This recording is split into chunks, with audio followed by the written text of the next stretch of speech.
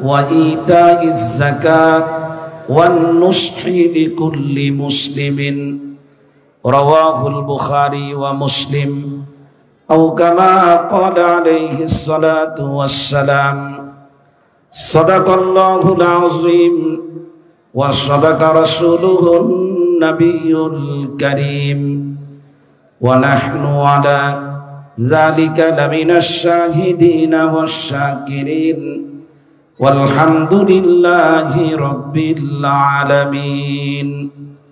অল্প সময়ের জন্য সবাই একটু জিকির করব, লা ইলাহা ইল্লাল্লাহ।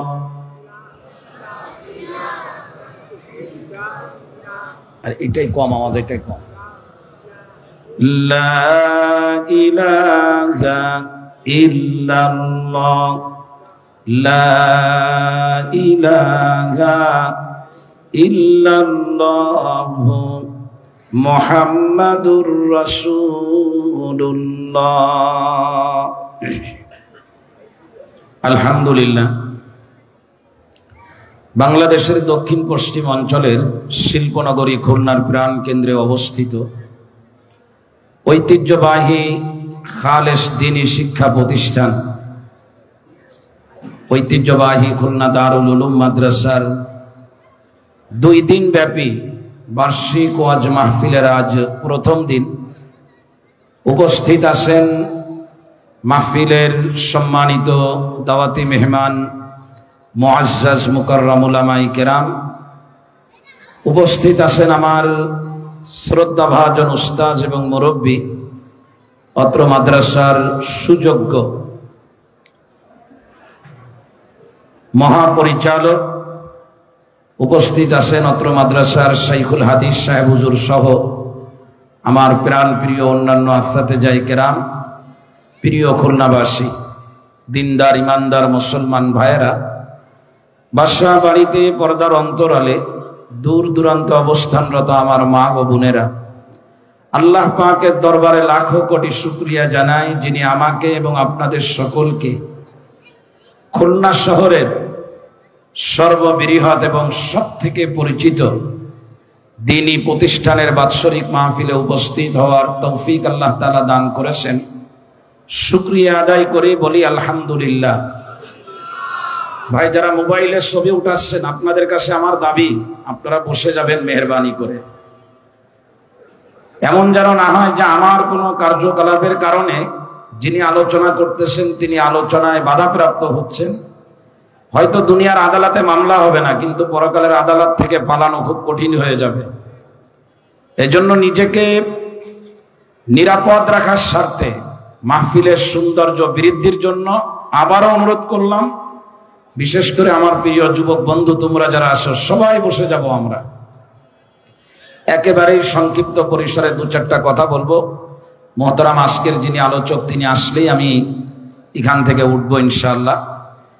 খুলনা দারুল উলুম মাদ্রাসার আমি বা আমার মতো আরো অনেক ছাত্র যারা এখান থেকে আমরা পাশ করে বের হয়েছি, সুদীর্ঘ একটা সময় এই প্রতিষ্ঠানে আমরা আপনাদের দোয়ার বরকতে থাকার সুযোগ পেয়েছি, ইলমে ওয়াহির কিছু জ্ঞান অর্জন করার চেষ্টা করেছি, সুযোগ পেয়েছি। এক ঝাঁক যুবক ভাই আপনারা যারা দাঁড়ানো আছেন, আমার হাত দেখেন, এই গেঞ্জি গায়ে দেওয়া যুবক ভাই, ঘাড়ে হাত দেওয়া, একটু বসে পড়ো তো ভাই মেহেরবানি করে। তোমাকে চাচ্ছি ভাই, তুমি বসে পড়ো মেহেরবানি করে। তুমি বসলে এই মজমা তার প্রাণ ফিরে পাবে ইনশাল্লাহ। একটু বসে পড়ো মেহেরবানি করে, বসে পড়ো। এই যে ঘাড়ে হাত দেওয়া যুবক ভাই, চেহারা তো অনেক সুন্দর আলহামদুলিল্লাহ। স্পেশাল দোয়া করে দেবো, ভালো একজন বিবি বাবা ইনশাল্লাহ। প্যান্ডেলের নিচে বসে যাও, নারকেল গাছের আড়ালে বসার দরকার নাই, সদরে বসো। আলহামদুলিল্লাহ, পুরা মজমা জমে গেছে আলহামদুলিল্লাহ, আরো জমবে। আমি আপনাদেরকে প্রয়োজনীয় 2-4টা কথা বলবো। আমি যেহেতু বক্তা, মাঠে ময়দানে আপনাদের সাথে প্রায় জায়গায় আমার দেখা হয়, আর আমার আসাতেজায়ে কেরাম স্টেজের মধ্যে বসা আছেন। আসাতেজায়ে কেরামের উপস্থিতিতে কথা বলা খুবই কঠিন, আর বিশেষ করে আমি দুর্বল চিত্তের একজন মানুষ, আমার খুব বেশি ভয় কাজ করে ভিতরে। তারপরেও আসাতেজায়ে কেরামের হুকুম পালনের স্বার্থে এখানে বসা। আল্লাহ তাআলা যেন কিছু প্রয়োজনীয় কথা বলার তৌফিক দান করেন। ঈমানদার ব্যক্তি যারা আল্লাহকে বিশ্বাস করেন, আল্লাহ যাদের বিশ্বাস রয়েছে, তাদের জীবনকে নিয়ন্ত্রিত না অনিয়ন্ত্রিত কি মনে করেন আপনারা? বলেন, একটু আওয়াজ দেন। ঈমান আনার পরে জীবন কি নিয়ন্ত্রিত না অনিয়ন্ত্রিত? ঈমানদার কি নিজের ইচ্ছায় চলতে পারে? নিজের ইচ্ছায় কিছু করতে পারে? ঈমানদারের নিজের ইচ্ছা বলতে কিছুই থাকে না। ঈমান আনার পরে পুরা জীবনটাকে পরিচালনা করতে হবে, বুঝি আর না বুঝি, আমার বোধগম্য হোক আর না হোক, আল্লাহ এবং আল্লাহর রসুলের চাহিদা মতো আমার জীবনটাকে চালাতে হবে। মানুষ হিসাবে আমার ভিতরে অনেক চাহিদা আসবে, কিন্তু যে যত বেশি নিজের চাহিদাকে চেপে রেখে রব চাহি জিন্দেগির কাছে নিজেকে পেশ করে দিতে পারবে, ইহকাল এবং পরকাল উভয় জায়গায় আল্লাহ তাআলা তাকে চূড়ান্ত সফলতা আল্লাহ তাআলা দান করে দিবেন। আমরা কি আমাদের জীবন নিয়মের মতো চালাতে চাই না অনিয়ম করে চালাতে চাই?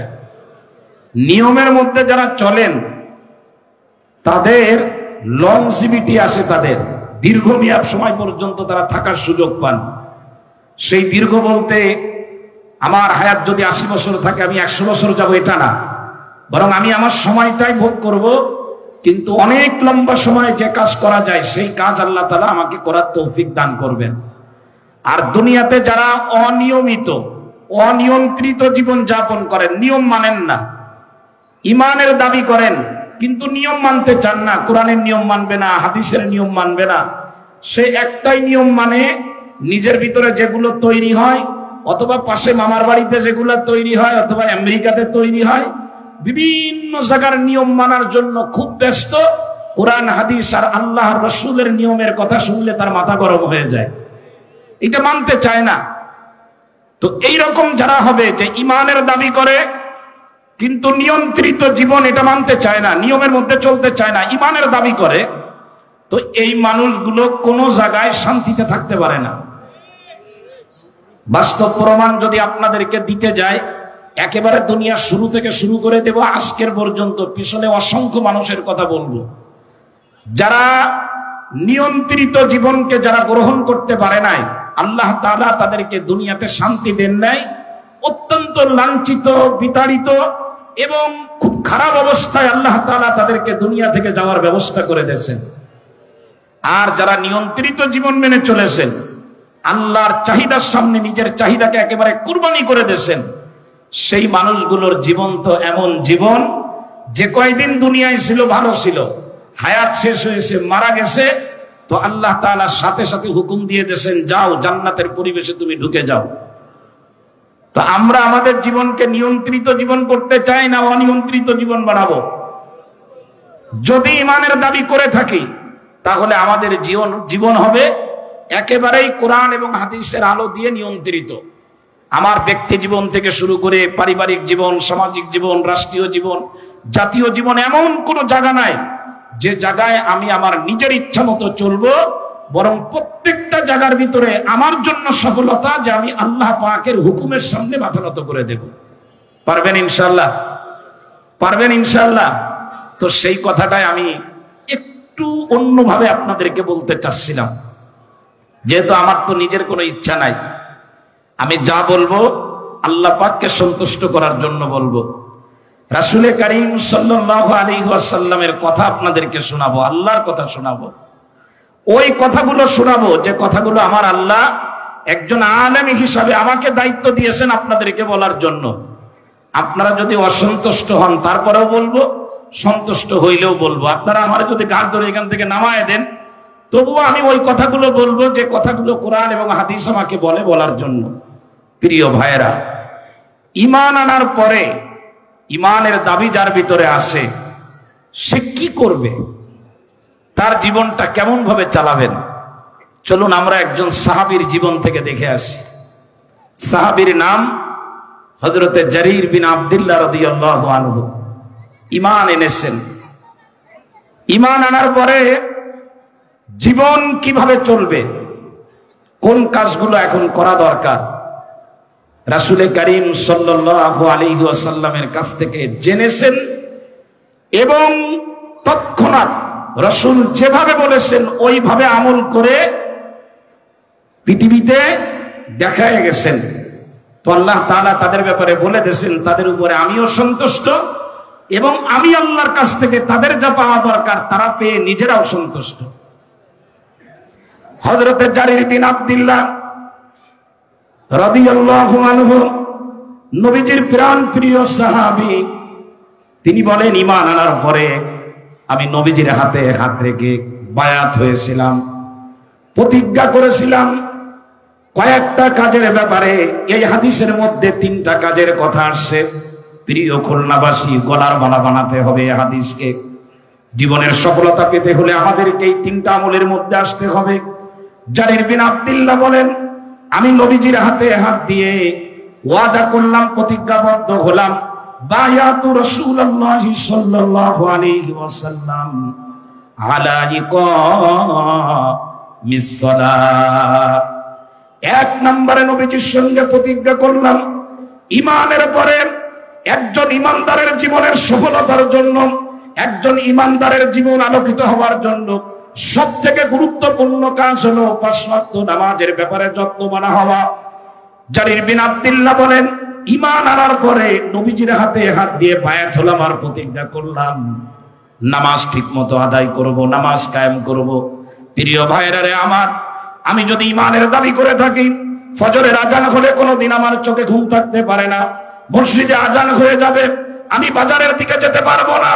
ঈমানের দাবিতে যদি সত্যবাদী হয়ে থাকি, আমার সামনে যখন ইসলামের কোনো বিধানের ব্যাপার আসবে, আমার পলিটিক্স, আমার রাজনীতি আমারে যদি তার উল্টা কোনো কিছু বলে, আমি কোনোদিন ঈমানের দাবি পূরণ না করে ভিন্ন কোনো দাবি আমি পূরণ করতে পারবো না। ঈমানের দাবি হলো নামাজ প্রতিষ্ঠিত করা, নিজে 5 ওয়াক্ত নামাজ জামাতের সাথে আদায় করার জন্য চেষ্টা করা। কোন ব্যক্তি যদি ফজর থেকে শুরু করে নিয়ে সারা নামাজ পর্যন্ত 5 ওয়াক্ত নামাজকে তার 80 বছরের জীবন, 70 বছরের জীবন যদি গলার মালা বানাতে পারে, 5 ওয়াক্ত নামাজের ব্যাপারে যদি যত্নবান হতে পারে, এই ব্যক্তির জীবনে অসচ্ছলতা বলেন, এই ব্যক্তির জীবনে বিফলতা বলেন, এই ব্যক্তির জীবনে অকল্যাণ বলেন, কোনো কিছু তার আর থাকতে পারে না। তার কারণ হলো নামাজ এমন একটা ইবাদত, বান্দার মাঝে আর আল্লাহর মাঝে যত দূরত্ব থাকে নামাজের মাধ্যমে সব দূরত্ব দূর হয়ে যায়। নবীজির হাদিসের মধ্যে শুধু 1 ওয়াক্ত নামাজের কথা বলবো, যেই নামাজের ব্যাপারে আমার ভিতরে দুর্বলতা, যে নামাজের ব্যাপারে আমার পরিবারের প্রত্যেকটা সদস্যের দুর্বলতা, যেই নামাজের ব্যাপারে আমার দেশের মানুষের দুর্বলতা, যে নামাজকে আমরা ভালোভাবে গ্রহণ করতে পারি না, সেই নামাজের নাম হলো ফজরের নামাজ। আল্লাহর নবী বলেন কোন ব্যক্তি যখন ফজরের নামাজে হাজির হয়ে যায়, ফজরের নামাজ যখন কোন ব্যক্তি আদায় করে, এই ব্যক্তির নিজস্ব কোনো দায়িত্ব তার নিজের উপরে আর থাকে না। মান সাল্লা সালাতাস সুবহি ফাহুয়া ফি জিম্মাতিল্লাহ, ফজরের নামাজ পড়লো তার মানে ওই বান্দার না আমার এদিক সেদিক সরানো থাকে না। সারা দিনের জন্য পরের দিন ফজর পর্যন্ত আল্লাহর জিম্মাদারির যে খাতা থাকে, ওই খাতার ভিতরে তার নামটা চলে যায়। আমি ফজরের নামাজ পড়লাম তো আল্লাহর আমি জিম্মাদারির মধ্যে চলে গেলাম। নবীজি হাদিসের মধ্যে বলেন, ও আমার সাহাবীরা তোমরা শুনে রাখো, যে ব্যক্তি ফজরের নামাজ পড়বে তার সঙ্গে কথার লাইনে, তার সঙ্গে লেনদেনের লাইনে, তার সঙ্গে উঠা বসার লাইনে এমন কোন কাজ করবে না যার কারণে তার কষ্ট লাগবে। তার কারণ হলো ফজরের নামাজ যারা পড়বে এত দামি হয়ে যায়, এত দামি হয়ে যায়। এই ব্যক্তির সঙ্গে কেউ যদি কোনো অসৌজন্যমূলক আচরণ করে, বাংলাদেশের কোনো কোর্টে যদি মামলা গ্রহণ না করে, কিয়ামতের ময়দানে আসামির কাঠগড়া থেকে সে পালাইতে পারবে না, পালাইতে পারবেন। আপনি ফজরের নামাজ পড়ছে, সেই লোকটা কত দামি হয়ে গেছে, আপনি তার সাথে 2 নাম্বারই করলেন, পালিয়ে যেতে পারবেন না। এক দেশ থেকে আরেক দেশে পালিয়ে যাওয়া যাবে, এটা সম্ভব, এটা সম্ভব। পালানোর জন্য দুনিয়াতে হাজারো রাস্তা আছে, সে রাস্তা আপনি অবলম্বন করতে পারেন।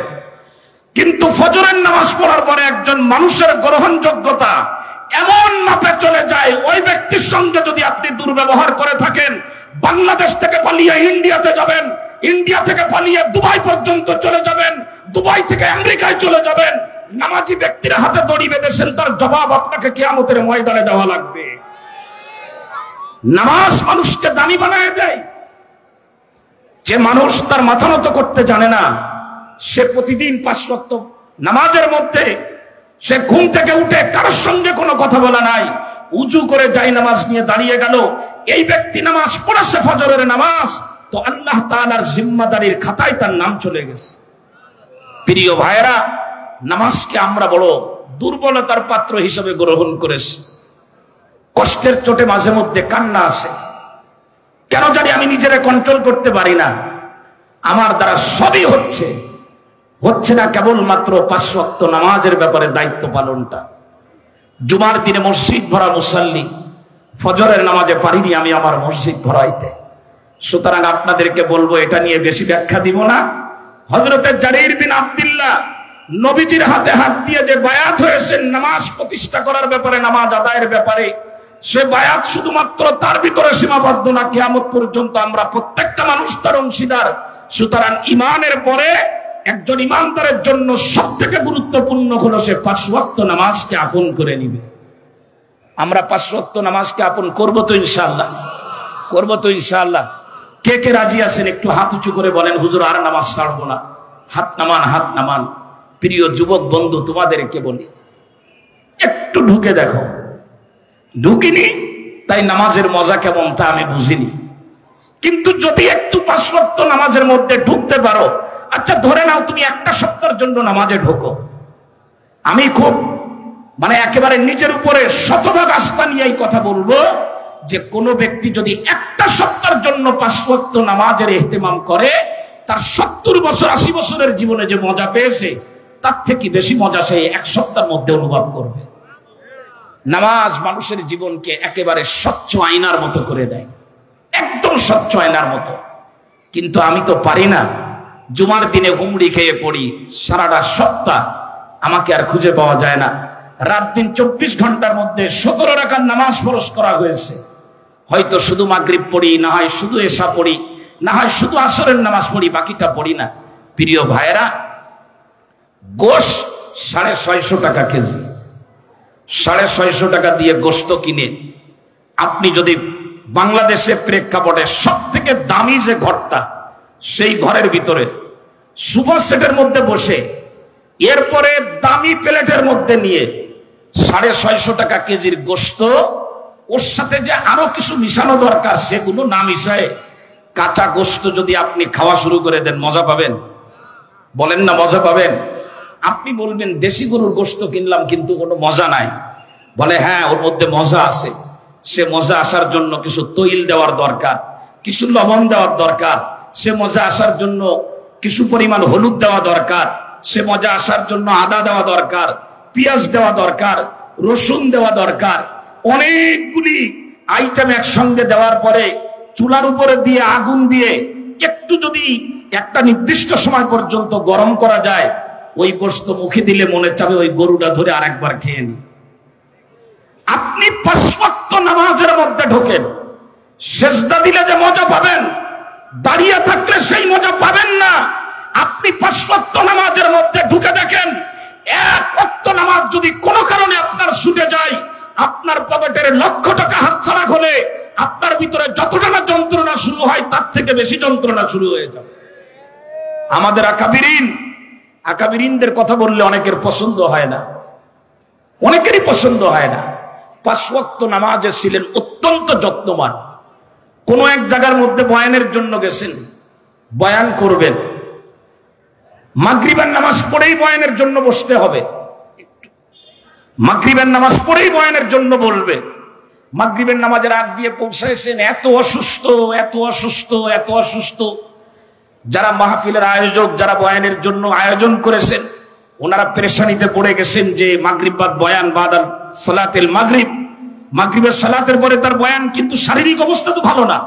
তো ডাক্তার ডেকে নিয়ে আসছে, ডাক্তার এসে হাত ধরছে, আল্লাহর ওলি বলতেছেন এই আমার হাত ছেড়ে দাও। তুমি কে? বলে আমি তো একজন চিকিৎসক, আপনার চিকিৎসার জন্য এসেছি। বলে না, আমার চিকিৎসা তুমি দিতে পারবা না।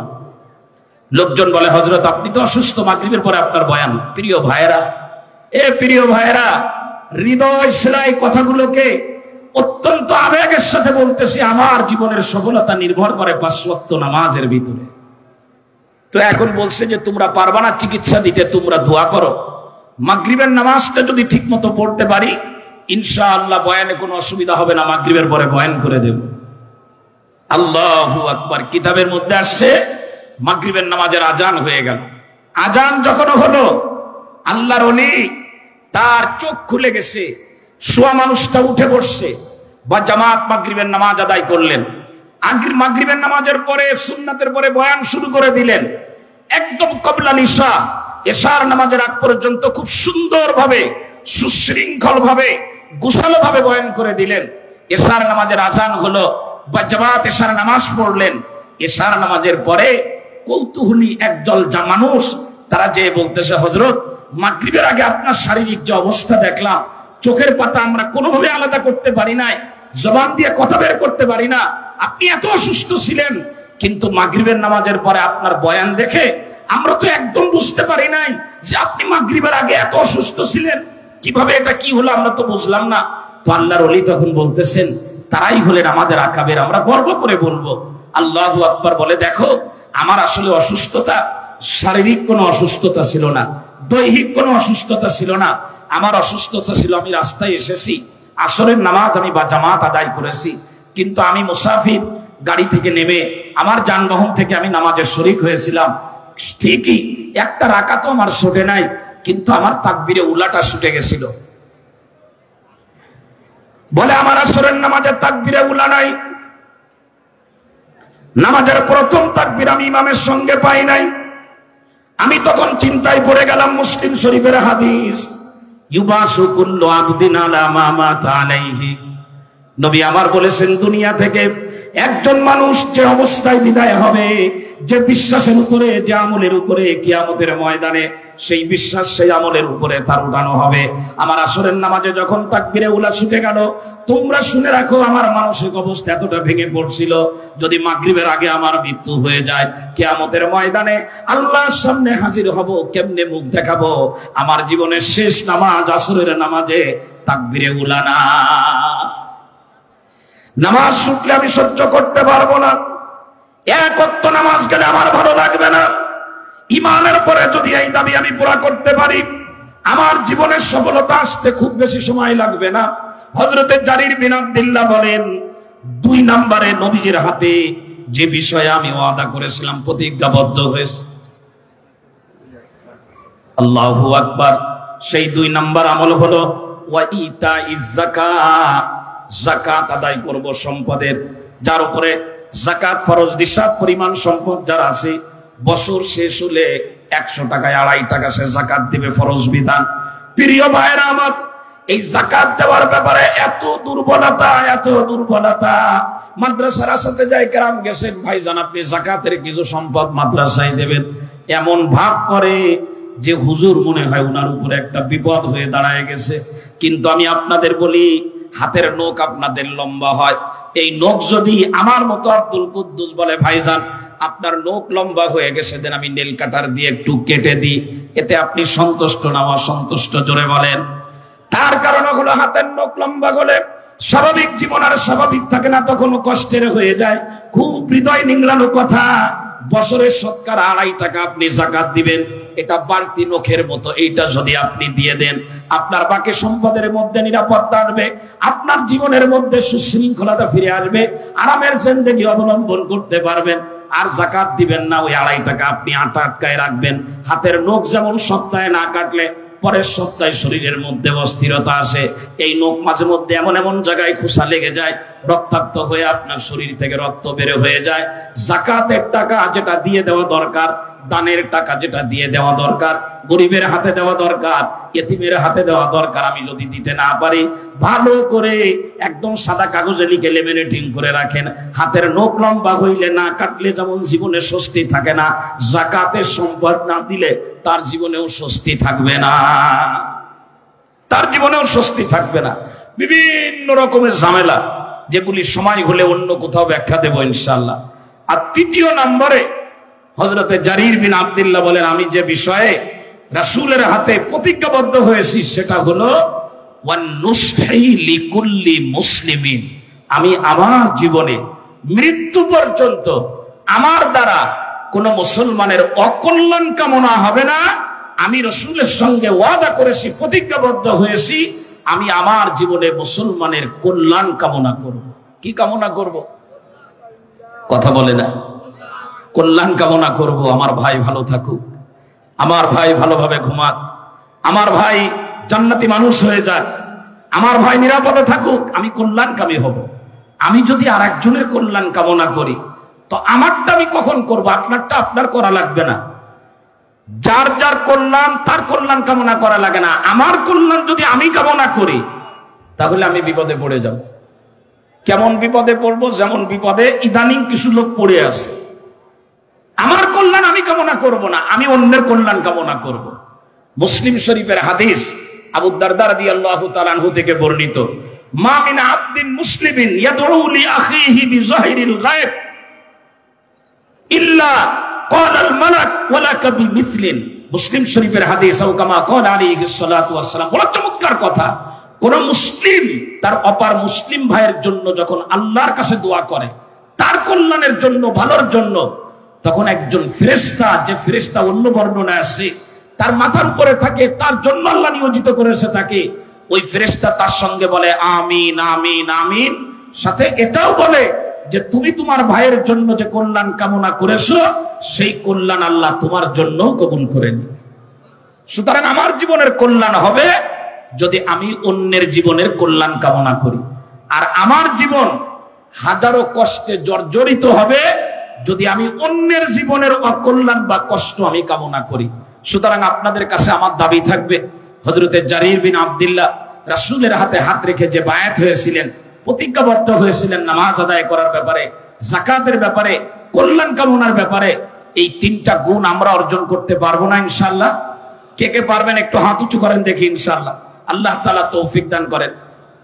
হাত নামান, হাত নামান। মুরগিতে অনেক ডিম দেয় না? একটা মুরগি বছরে অনেক ডিম দেয়। আচ্ছা, ডিমের যদি আপনি কল্যাণকামী হন আর মুরগির কল্যাণকামী হন, তো এই ডিম সবগুলো আপনার বালিশের নিচে রেখে দিলে সেটা কি কল্যাণ কামনা হবে? কল্যাণ কামনা হবে? বরং কল্যাণ কামনা মুরগির তখনই হবে, ডিমের কল্যাণ কামনা তখনই হবে কিছু ডিম যদি আপনি হাত থেকে অন্যকে দিয়ে দেন। অন্যকে বলতে অন্য কোনো মুরগিরে দিলেন, সেই মুরগি পেটের নিচে নিয়ে দীর্ঘ সময় ধরে শুয়ে থাকলো, ডিম গরম হয়ে গেল, ওর থেকে একটা বাচ্চা বের হলো, সেই বাচ্চা আবার ডিম দেওয়া শুরু করলো, তার থেকে আবার হলো। তার মানে সব জিনিস ধরে রাখার মধ্যে কল্যাণ না, কিছু জিনিস ছেড়ে দিলে তার মধ্যে কল্যাণ থাকে। ঠিক না? ঠিক জোরে বলেন। বস্তা ভরা ধান থাকে। একজন কৃষক যদি নিজের জীবনের কল্যাণ চায়, ধান কিন্তু সব গুলার ভিতরে, ঘরের ভিতরে ধান আটকায় রাখলে এটা কৃষকের জীবনে কল্যাণ না। এটা কৃষকের জীবনে কল্যাণ হবে যদি কিছু ধান বস্তার মুখ খুলে ক্ষেতের ভিতরে সরায় দেয়, তো দেখবেন যে প্রত্যেকটা ধান গাছ থেকে একটা গাছ হয়ে গেছে, প্রত্যেকটা গাছের ভিতরে হাজারো ধান আবার নতুন ভাবে হয়েছে। সে এক বস্তা ছেড়ে দিয়েছিল, এখন হাজার বস্তা ধান তার বাড়িতে চলে যাবে। বলে ছেড়ে দেওয়ার ভিতরে কল্যাণ থাকে, ধরে রাখার ভিতরে কল্যাণ থাকে না। ধরে রাখবেন যেটা শেষ হয়ে যাবে সেটা। ডিম একটা খেয়েছেন, পেট দিয়ে ঢুকে আসতে করে বাথরুম দিয়ে ওটা আপনার এই ট্যাঙ্কির মধ্যে চলে যাবে, সেফটি ট্যাঙ্কির ভিতরে। এর জন্য আপনাদের কাছে আমার দাবি থাকবে যে আপনি মুসলমানের জন্য কল্যাণকামী হবেন।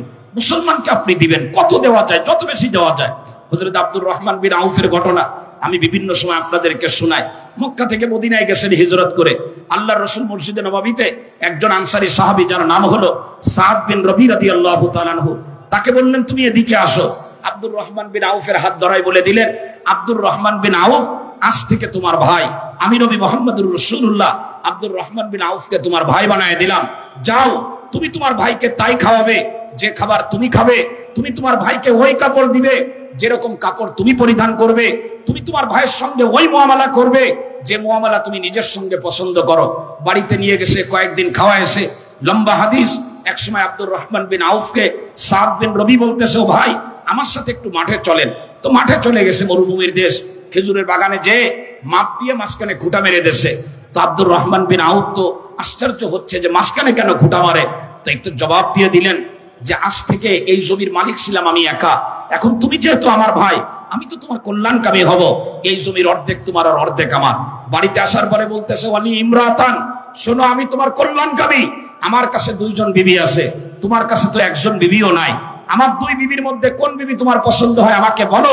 আমি একজন কল্যাণকামী মুসলমান, আমি একজন বিবিকে তালাক দিয়ে দেব। ফাইজা ইনকাযাত ইদ্দাতুহা, তার ইদ্দাত যখন শেষ হয়ে যাবে তখন তুমি তাকে বিবাহ করে নেবে। হযরত আব্দুর রহমান বিন আউফ ভেঙে পড়েছেন আর বলেছেন, দেখো সম্পদ নীতি আর স্ত্রী নীতি আসি নাই, তুমি আমার কল্যাণকামী হয়েছো, আমিও তোমার কল্যাণকামী হতে চাই। এই মদিনার বাজার তুমি আমারে দেখায় দাও, তোমার বাগানের খেজুর পেড়ে আমি তোমার সহায়তা করব আর তোমার বাড়িতে খাবো। এ প্রিয় ভাইরা, জারির বিন আব্দুল্লাহ কেমন কল্যাণ কামনা করতে হয়। নবীজির হাতে যখন বায়াত হলেন, নামাজ পড়বো, যাকাত দেব, কল্যাণ কামনা করব, জারির বিন আব্দুল্লাহ বাজারে গেছেন একটা ঘোড়া কিনবেন। তার নিজের বর্ণনা কিতাবের মধ্যে আসে বাজারের থেকে ঘোড়া কিনেছেন। যিনি ঘোড়ার মালিক তাকে জিজ্ঞেস করলেন তোমার ঘোড়ার দাম কত? বর্ণনায় যেটা বোঝা যায় উনি বললেন 200 দিরহাম। বলল আমি 200 দিরহামে তোমার ঘোড়া নিয়ে নিলাম। ঘোড়াটা গ্রহণ করার পরে ঘোড়ার পিঠে উঠে যখন চালায় দিলেন তো ঘোড়াটা এত দ্রুত চলছে, তখন হযরতে জারির বিন আব্দুল্লাহ বলতেছেন ইউসাবি আকসারা মিন যালিক, আরে যে দামে আমি কিনছি এই ঘোড়ার দাম তো তার থেকে বেশি হবে। নিশ্চয়ই ওই ক্রেতা জানে না, তাই ভুল করে আমার কাছে কমে বিক্রি করেছেন। আবার তিনি ফিরে আসছেন বিক্রেতার দোকানে। দোকানে এসে বললেন তোমার ঘোড়ার দাম তো বেশি হবে। দোকানদার বলে ভাই আমি তো এগুলো বুঝি না। তো আরো 200 দিরহাম তাকে দিলেন। যে ঘোড়া কিনছিলেন 200 দিরহাম দিয়ে, সেটার দাম হয়ে গেল 400 দিরহাম। ঘোড়ার পিঠে উঠে যখন চালায় দিলেন, কিছু দূর যাওয়ার পরে এই ঘোড়াটা এত সুন্দরভাবে চলতেছে, জারির বিন আব্দুল্লাহ বলেন আমার মনে হলো 400 দিরহামের থেকে বেশি দাম হবে। এরপরে তিনি আবার ফিরে গেলেন, যে বলতেছে 400 দিরহাম না, তোমার ঘোড়ার তো আরো দাম হবে। বলে আমি তো বুঝি না, তো আরো 200 দিরহাম দিয়ে দিলেন। এরপরে ঘোড়া নিয়ে চলে গেলেন, 600 দিরহাম হয়ে গেল। কিছু দূর যাওয়ার পরে দেখতেছে এই ঘোড়ার দাম তো আরো হতে পারে। তো এরপরে তিনি আবার ফিরে আসেন, আরো 200 দিরহাম দিলেন। যে ঘোড়া তিনি কিনছিলেন 200 দিরহাম দিয়ে, 3 বার ফিরে যে একজন মানুষের কল্যাণ কামনা করে যে ব্যাপারে নবীজির সঙ্গে প্রতিজ্ঞাবদ্ধ হয়েছেন, আরো 600 দিরহাম তার বাড়িতে পৌঁছায় দিয়ে আসলেন। উলামায়ে কিরামকে হত্যা করে, মাদ্রাসা মসজিদকে বন্ধ করে, অন্যের গলা চেপে ধরে, অন্যের ঘুমকে হারাম করে দিয়ে কেউ যদি মনে করে আমি আরামে ঘুমাবো, আমার জীবনকে ভালো বানাবো, নিঃসন্দেহে সে বুকার স্বর্গে বসবাস করে। আপনার জীবন আনন্দময় হবে তখন যখন আপনি একজন মুসলমান হয়ে অন্য সকল মুসলমানের জীবনের কল্যাণ কামনা করবেন। আসমানের মালিক তখন আপনারে ঠিক মতো ঘুমাইতে দেবেন। আর আপনি যদি কারোর ঘুম কেড়ে নেন, কোন একজন আলেমকে তার স্ত্রীর কোল থেকে যদি আপনি নিয়ে চলে যান, আপনি বাড়িতে ঘুমাতে পারবেন না, মাতৃভূমিতে ফিরতে পারবেন না। সুতরাং ভুল স্বীকার করে তওবা করতে হবে। আমি জীবনে কোনোদিন কারোর অকল্যাণ কামনা করব না, রাতের কাজ দিনে করব না, দিনের কাজ 2 দিন আগে করব না। আমার জীবনের কল্যাণ তখনই আসবে যখন আমি সবার জীবনের কল্যাণ কামনা করব। করবো তো ইনশাআল্লাহ সবাই? কে কে রাজি আছেন হাত উঁচু করেন। এখন আমি আর সময় দেব না, হুজুর চলে আসছেন। কিন্তু সেই কল্যাণ কামনার স্বার্থে একজন মুসলমান হয়ে আর একজন মুসলমানের জন্য সব থেকে চমৎকার কল্যাণ কামনা হলো যে ওই মুসলমানকে জান্নাতে যাওয়ার জন্য সহায়তা করা।